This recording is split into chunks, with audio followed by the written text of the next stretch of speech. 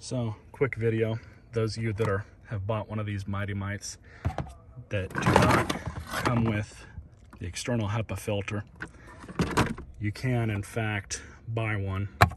I got this for $5 off of Amazon Warehouse. This is just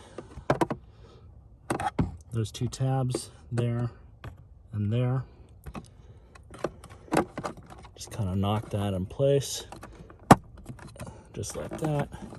And the two clips at the bottom.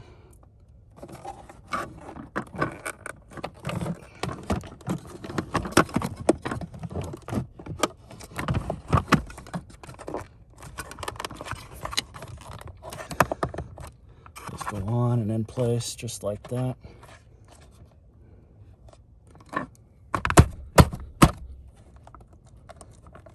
Holds it nice and tight.